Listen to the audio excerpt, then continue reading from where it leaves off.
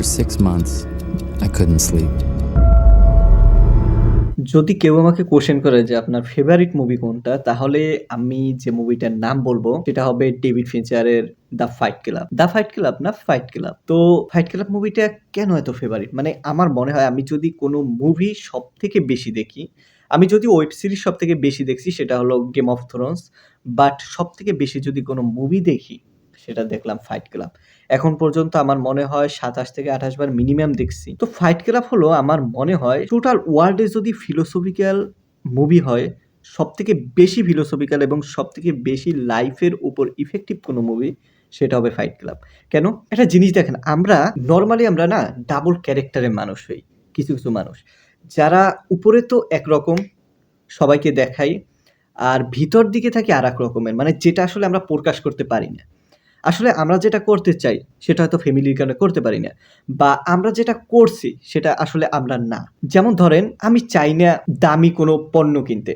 আমি চাই না আমার বাসায় দামি সোফা থাকুক, দামি খাট থাকুক, বা দামি কোনো ফ্রিজ থাকুক। আমার বাসায় এসির দরকার নাই। বা আমি চাই না ৫,০০০, ৭,০০০, ৮,০০০, ১০,০০০ বা ১৫,০০০ টাকা দিয়ে কোনো শার্ট, প্যান্ট অথবা কোনো কোট কিনতে বা কিছু কিনতে।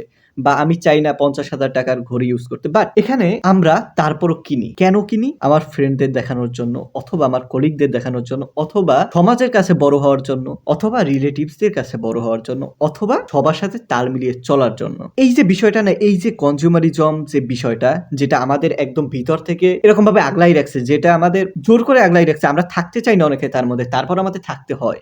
এই যে বিষয়টা না, এই বিষয়টাকে খুব ভালোভাবে তুলে ধরে এই fight club movie. Fight club দেখায় যে আসলে আমরা যা কিনি আমাদের নিজেদের ব্যবহারের জন্য, আমাদের অজান্তেই ওই জিনিসগুলা বা ওই পণ্য বা ওই ব্যক্তি যে কিছুই হোক, ওই জিনিসগুলো আমাদের ব্যবহার করা শুরু করে। তো এইখানে যে মুভির মেইন ন্যারেটর একটা ক্যারেক্টার তৈরি করে, নিজেরই একটা ক্যারেক্টার তৈরি করে, যে ক্যারেক্টার আসলে ওর ভিতরের ক্যারেক্টার, ওর উপরের ক্যারেক্টার না যেটাকে আমরা দেখি, ওর ভিতরের ক্যারেক্টার, ইনসাইড যে ক্যারেক্টারটা থাকে ওইটা তৈরি করে, ওইটাও সামনে নিয়ে আসে, যার নাম টাইলার ডারেন। টাইলার ডারেনের ক্যারেক্টারে অভিনয় করে ব্রেড পিট। ব্রেড পিটকে তো আমরা সবাই জানি। আর ন্যারেটর হলো মুভির যে মেইন হিরো। আর এই ন্যারেটরের ক্যারেক্টারে যে অভিনয় করেন তার নাম হলো এডওয়ার্ড নর্টন। ইনি অনেক হাই লেভেলে, মানে ব্রিলিয়ান্ট একজন অ্যাক্টর। তো যাই হোক, এখন ন্যারেটর কেন তার এই ব্যক্তিত্ব তুলে ধরে? এই মুভির ভিতর দেখা যায় যে তার ইনসোমিয়া রোগ হয়ে যায়, মানে ঘুমাতে পারে না, ন্যারেটর ঘুমাতে পারে না। যে জন্য একটা টাইমে তার সাথে দেখা হয় তার এই ডিফারেন্ট যে ক্যারেক্টারটা, তার ইনসাইডের যে ক্যারেক্টার টাইলার ডারেনের সাথে। এবং টাইলার ডারেন ধীরে ধীরে তাকে মুভির ফার্স্ট থেকে লাস্ট পর্যন্ত শিখায় যে আসলে তুমি যেটা দেখাচ্ছ বা তোমার যেটা নিজেকে মনে হয় আসলে তুমি সেটা না। এটার ভিতরে একটা ফিলোসফিক্যাল লাইন আছে যেটা আমার সব থেকে ফেভারিট, সেটা হলো the things you own end up owning you. যেটা আমি আগেও বললাম যে আমরা যে জিনিসটা কিনি আমাদের ব্যবহারের জন্য, এই জিনিসটা, সেই ব্যবহারিক জিনিসটা আমাদের ব্যবহার করা শুরু করে। সেটা হতে পারে টাকা, সেটা হতে পারে কোনো পণ্য, সেটা আমাদের বর্তমানে হতে পারে ফোন, বাইক, গেমিং পিসি, এনিথিং হতে পারে। এমনকি আমি তো মনে করি মানুষও হতে পারে, যে মানুষটাকে আপনি আপনার হ্যাপিনেসের জন্য আপনার লাইফে নিয়ে আসেন, সে আপনার হ্যাপিনেস তো কেড়ে নেয়, আপনাকে রাতে ঘুমাতেও দেয় না। ঘুমাতে দেয় না মানে অন্য কিছু ভাইবেন না।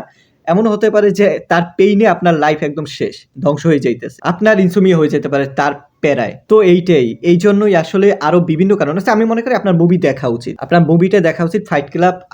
আমি মনে করি যারা মুভি পছন্দ করে, মুভি দেখা পছন্দ করে, বা মুভি থেকে কিছু শেখাটা পছন্দ করে, তাদের জন্য আপনার fight club one of the best movie হতে পারে।